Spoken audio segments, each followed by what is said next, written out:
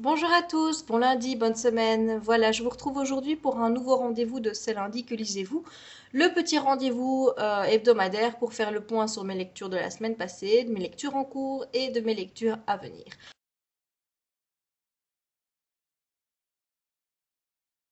La semaine dernière, j'ai pas lu énormément.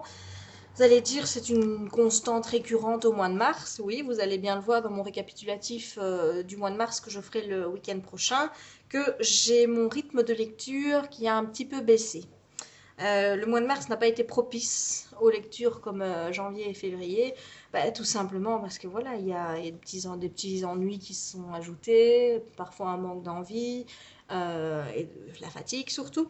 Donc cette semaine-ci, c'était surtout, eh bien, lundi, comme vous savez, c'est Top Chef, donc c'est pas lire.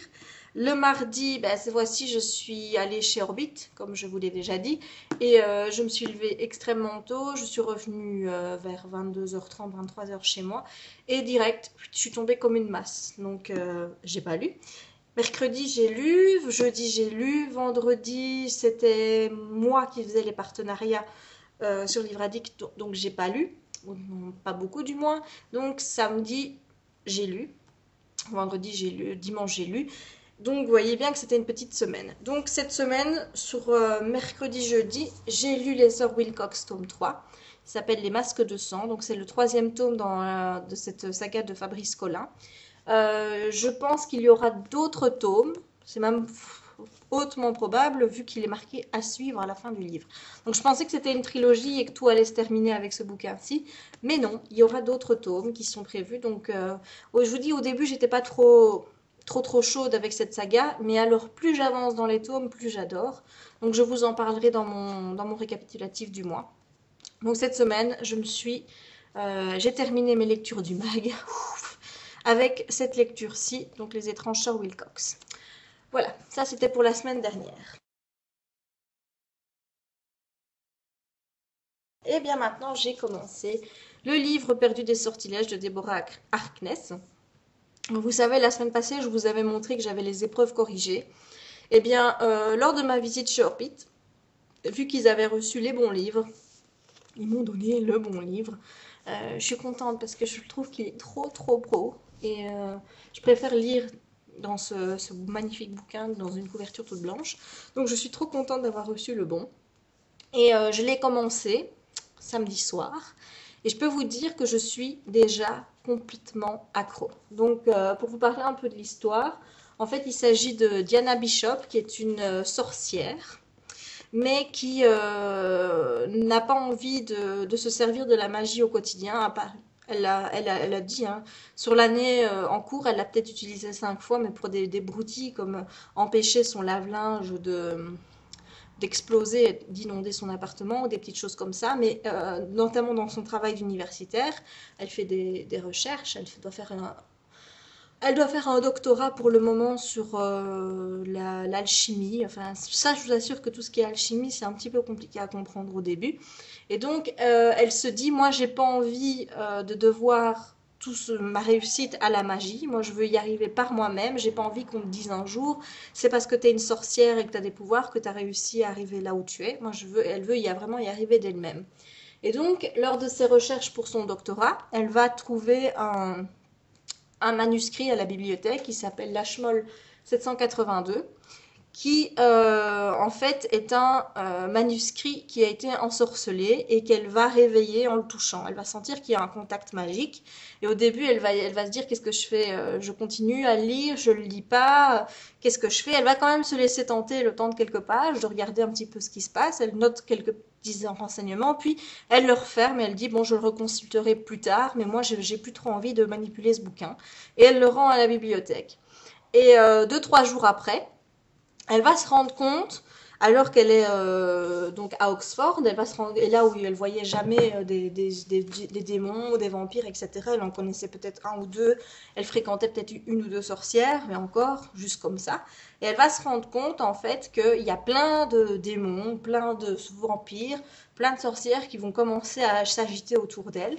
Et elle va penser que c'est à cause d'un vampire qu'elle a rencontré qui s'appelle Matthew Clermont et qui est un scientifique, puisque les vampires en général sont des scientifiques qui sont spécialisés dans les recherches de sang, etc.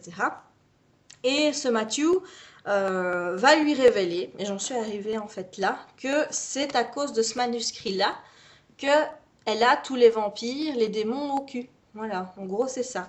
Et donc j'en suis arrivée là, et elle va se demander un petit peu pourquoi, qu'est-ce qu'ils me veulent, tous ces gens, et ils recherchent en fait ce manuscrit, l'Ashmole 782. Donc je ne peux pas vous en dire plus pour le moment, parce que je n'ai pas encore lu, mais jusqu'à présent, je peux vous assurer que j'aime vraiment bien. En fait, c'est un récit qui est raconté à la première personne. C'est Diana qui est notre narratrice, et durant les premiers chapitres, elle se présente un petit peu elle-même au travers de l'histoire, elle nous parle de sa famille, elle nous explique un petit peu le rôle des démons, des vampires dans le monde dans lequel elle vit, et elle nous explique surtout pourquoi elle refuse son héritage familial.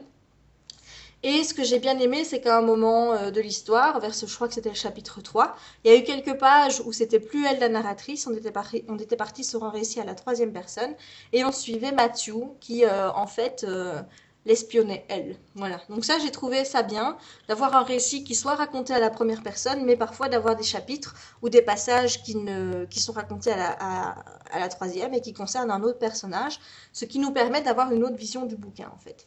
Donc jusqu'à présent, j'adore. Donc je vous en dirai sûrement plus quand je l'aurai terminé. Je ferai peut-être une vidéo spéciale pour le livre, je ne sais pas, puisque chez Orbit, ils ont vraiment... franchement, ils adorent ce bouquin. Je vous assure que de la façon dont ils m'en ont parlé, c'est vraiment de manière passionnée, etc. J'ai même dit à Audrey, ne m'en dis pas trop de bien, parce que sinon, après, je vais avoir des attentes trop élevées. Donc, ce qui l'a fait beaucoup rire. Mais franchement, c'est franchement bien. Donc, je vous le conseille. Je dis, j'ai lu qu'une cinquantaine de pages, je suis déjà à fond dedans. Donc c'est le livre perdu des sortilèges avec sa magnifique couverture de Deborah Harkness qui sortira chez Orbit le 4 mai. Voilà.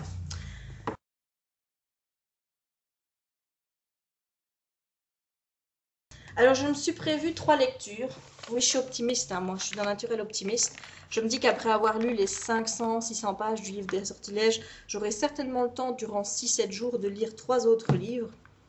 Optimiste, je vous le dis. Alors j'ai prévu Inside Out, enfermé, ça fait la 3e semaine d'affilée que je vous dis que je vais le lire. Mais cette fois-ci, j'y crois. Je pense vraiment que cette fois-ci, c'est la bonne. Donc, de Maria V. Snyder chez Darkis. La semaine passée, je me suis trompée, j'ai dit Darkis, je suis désolée. Donc, c'est la collection Teen de chez Harlequin. Donc, j'ai hâte de le lire, celui-là. Et j'ai prévu également, dans ma petite semaine, le numéro 4 de Pittacus Lore de BAM. Voilà, donc celui-là aussi, j'ai hâte de lire. Et enfin, comme je vous l'ai dit dans ma vidéo In My Mailbox, si j'ai encore le temps cette semaine, je lirai Halo de Alexandra Adornetto. Voilà, donc ça c'est mon petit planning de lecture de la semaine. Et bien vous, que lisez-vous? Bonne semaine à vous, au revoir.